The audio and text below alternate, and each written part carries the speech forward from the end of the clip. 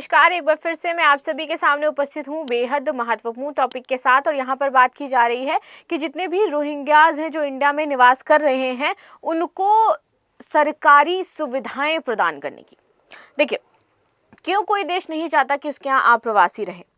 क्यों कोई देश नहीं चाहता कि वहाँ पर जो उसके संसाधन है, वहाँ की जो जनता है, उसका बंटवारा हो?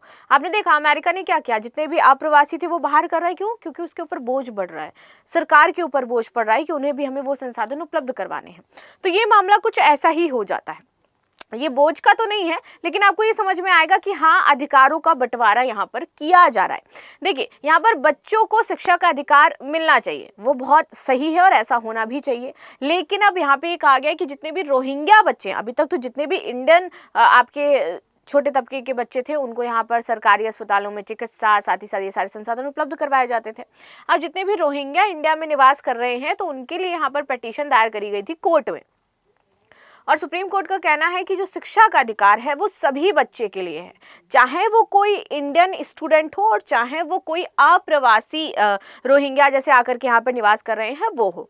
तो यहाँ पर ऐसे क्यों कहा गया, क्या इंपॉर्टेंट चीजें हैं, पिटीशन में क्या लिखा था और आप लोगों को क्या लगता है कि इस तरीके से क्या हमारी सरकार पर बोझ बढ़ रहा है धीरे धीरे? सरकार को इससे आउटकम होना चाहिए या फिर इनके लिए कुछ अलग से कुछ प्लान करना चाहिए? यानी आप इस पॉइंट ऑफ व्यू से कितना सहमत हो जाते हैं कि आज शिक्षा के अधिकार की बात की जा रही है, उनको फ्री में जो चिकित्सा है वो प्रोवाइड करवाने की बात की जा रही है। हम हेल्थ सेक्टर में वैसे भी ज़्यादा पैसा इन्वेस्ट करते नहीं हैं।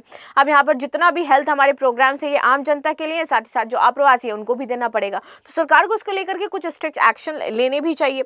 चलो अब इसके बारे में समझ लेते हैं कि आखिर पूरा मामला यहाँ पर हो क्या जाता है। सुप्रीम कोर्ट, रोहिंग्या बच्चों को सरकारी स्कूलों में मिलेगा प्रवेश। सुप्रीम कोर्ट ने दिया ये अहम निर्देश। सुप्रीम कोर्ट ने रोहिंग्या बच्चों को लेकर के एक बड़ा निर्देश दिया है। ठीक है, यहाँ पर ये निर्देश है, आदेश नहीं दिया गया है, निर्देश दिया गया है सभी जो स्कूल हैं, सभी जो हॉस्पिटल है उनको सुप्रीम कोर्ट के द्वारा। दिल्ली सरकार के अधिकारी को यूएनएचआरसी शरणार्थियों के लिए संयुक्त राष्ट्र उच्चायुक्त जो कार्ड होता है इसको रखने वाले रोहिंग्या बच्चों को सरकारी स्कूलों में प्रवेश देने का निर्देश देने की मांग वाली जो याचिका थी वो दायर की गई थी कि इनके पास कौन से कार्ड है, यूएनएचआरसी कार्ड है। यूएनएचआरसी कार्ड होता क्या है ये मैं आपको आगे इसी स्लाइड में कंफर्म करते हुए चलूंगी, पूरा डिटेल में बताऊंगी कि आखिर ये यूएनएचआरसी कार्ड क्या होते हैं, आधार कार्ड से कैसे अलग होते हैं, क्यों आधार कार्ड यहाँ पर मुद्दा बना हुआ है। ठीक है, कोर्ट ने क्या कहा, इस जनहित याचिका पर सुनवाई के दौरान पीठ ने कहा कि बच्चे पहले सरकारी स्कूलों का रुख करें।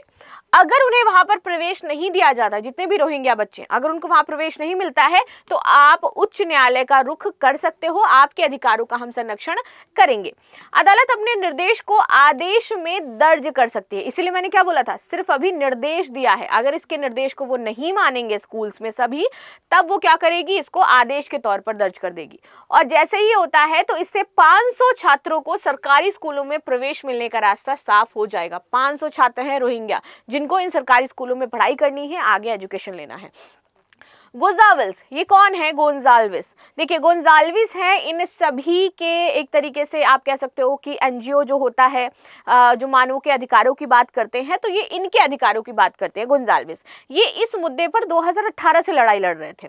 अब एक सीधे आदेश से अदालत 500 छात्रों को प्रवेश देगी और शिक्षा प्राप्त करने में किसी भी बच्चे के साथ भेदभाव नहीं किया जाएगा। तो ये गोंजाल्विस बहुत ही ज्यादा खुश है जो सुप्रीम कोर्ट ने यहाँ पर आदेश दिया है। जनहित याचिका में की गई थी कुछ मांगे। देखो, जनहित याचिका में अधिकारियों को सभी रोहिंग्या बच्चों को मुफ्त में दाखिला देने के लिए अधिकारियों को निर्देश देने की मांग की गई थी। भले ही उनके पास आधार कार्ड ना हो और पहचान पत्र पर मांगे बिना उन्हें 10वीं 12वीं और स्नातक परीक्षाओं में बैठने की इजाजत दे दी जाए। तो यहाँ पर क्या है कि ये चाहते हैं कि भले उनके पास आधार कार्ड नहीं है, पहचान पत्र नहीं है, लेकिन उनके पास यूएनएचआरसी कार्ड है। तो आप जो यूएनएचआरसी कार्ड है उसके थ्रू 10th 12th एंड आगे जो शिक्षा है उसमें बैठने का इनको अधिकार दे दो। साथ ही सरकारी अस्पतालों में मुफ्त स्वास्थ्य सेवाएं, जैसे कि मोहल्ला क्लिनिक बने हुए हैं दिल्ली में, और स्पेशली दिल्ली का ये मामला हो जाता है। ठीक है, तो ये बने हुए हैं, इनके रास्ते जो है साफ हो जाएंगे। सस्ता राशन इनको उपलब्ध करवाया जाए। अब ये बात पूरी आ रही ना कि आपके संसाधन क्या हो रहे हैं, वितरित हो रहे हैं। यहाँ पर अभी राशन किसको मिलता था, गरीबी रेखा के नीचे जिनका कार्ड बना हुआ, ये सारी चीजें, अब राशन इनको भी सस्ता हमें उपलब्ध करवाना पड़ेगा, यानी सरकार के ऊपर बोझ बढ़ेगा। ठीक है, इस जैसे जो सरकारी लाभ है इनको मुहैया कराने की मांग की गई थी। ये सारी चीजें मांग की गई थी, लेकिन उसमें से ये अलाउ किस पे किया है सुप्रीम कोर्ट ने कि शिक्षा का जो अधिकार है वो इनको प्रदान किया जाए। जो अंत्योदय योजना, अन्य योजना, खाद्य सुरक्षा योजना के तहत है, इन्हें अन्य नागरिकों को भी ये उपलब्ध है, वो भी इन्हें योजना प्रोवाइड करवाई जाए। तो गवर्नमेंट इस पर तो, यानी कि सुप्रीम कोर्ट इस पर तो राजी नहीं हुई है कि सस्ता अनाज हम दें या फिर स्वास्थ्य में बहुत ज्यादा हम कुछ कर पाए, लेकिन उन्होंने बोला कि शिक्षा का अधिकार यूनिवर्सल है और ये पूरे विश्व के जितने भी छात्र हैं सबको मिलना चाहिए, तो इसलिए शिक्षा का अधिकार हम प्रोवाइड करवाएंगे। आगे आते हैं। कोर्ट ने बोला कि ये अधिकार हम दें, इससे पहले हम कुछ जानकारी चाहते हैं इनके बारे में। उसके डॉक्यूमेंट्स आप हमें यहाँ पर सबमिट करवाइए आकर के। 31 जनवरी को सर्वोच्च न्यायालय ने एनजीओ से कहा कि वे अदालत को बताएं कि रोहिंग्या शरणार्थी शहर में कहां बसे हैं और उन्हें कौन कौन सी सुविधाएं उपलब्ध हैं। आधार कार्ड न होने के कारण वे सुविधाओं से वंचित रह जाते हैं।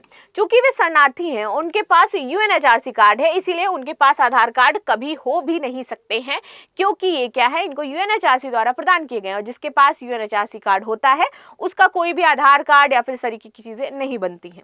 लेकिन आधार के अभाव से उन्हें सरकारी स्कूलों और अस्पतालों तक पहुंच नहीं दी जा रही है। आगे देख लेते हैं अब कि आखिर ये यूएनएचआरसी कार्ड क्या होता है, जिसके बारे में हम बात कर रहे थे। देखिए, शरणार्थी आईडी कार्ड यूएनएचआरसी और मेजबान सरकार द्वारा संयुक्त रूप से जारी किया जाता है, यानी कि ये जिस देश में निवास करेंगे और ये जो आपका यूएनएचआरसी है जो शरणार्थियों की मदद करता है, वो दोनों देश मिल करके एक कार्ड बना देते हैं इन लोगों के लिए। उसको हम कहते हैं यूएनएचआरसी कार्ड, यानी कि इंडिया में जो रह रहे होंगे और इनके पास जो यूएनएचआरसी कार्ड है वो यूएनएचआरसी प्लस इंडिया दोनों का कंबाइन होगा। ठीक है। शरणार्थियों के लिए संयुक्त राष्ट्र उच्चायुक्त का कार्यालय एक संयुक्त राष्ट्र एजेंसी है जो शरणार्थियों, जबरन विस्थापित समुदायों और राज्य विहीन लोगों की सहायता और सुरक्षा करते हैं। साथ ही साथ उनके स्वैच्छिक प्रत्यावर्तन, स्थानीय एकीकरण और किसी तीसरे देश में पुनर्वास में सहायता के लिए अधिकृत है। अब जैसे हमने देखा कि रूस यूक्रेन युद्ध चल रहा है, इजराइल हमास युद्ध चला, बहुत सारे लोग प्रस्तापित हुए, वहां से अपने घरों को छोड़ करके गए। फिलिस्तीन से बहुत सारे लोग प्रस्तापित हुए, छोड़ करके कहा यूएनएचआरसी। फिर इन जैसे लोगों की क्या करेगा, मदद करेगा, उनको किसी ना किसी देश में तो शिफ्ट करेगा ना, वरना वो लोग कहाँ जाएंगे, ना उनके पास घर है ना उनके पास उनकी प्रॉपर्टी है, वो क्या करेंगे, तो कहीं ना कहीं अपना गुजारा करने के लिए किसी देश में शांति से सुरक्षा में रहने के लिए वो जाते हैं, तो उसके तहत इनकी ये मदद करते हैं।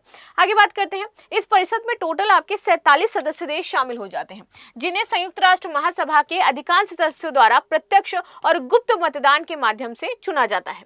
महासभा मानवाधिकारों के संवर्धन और संरक्षण में उम्मीदवार देशों के योगदान के साथ साथ इस संबंध में उनकी स्वैच्छिक प्रतिज्ञाओं और प्रतिबद्धताओं को भी ध्यान में रखती है। आगे बात कर लेते हैं इसी से रिलेटेड।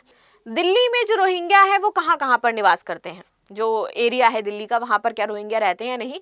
तो देखो, एनजीओ रोहिंग्या मानवाधिकार पहल की ओर से पेश रिपोर्ट के अनुसार दिल्ली में शाहीन बाग में आपके ज्यादा रोहिंग्या हैं, कालिंदी कुंज में रोहिंग्या रहते हैं और खजूरी खास के इलाके में आपको ज्यादा रोहिंग्या देखने को मिलेंगे।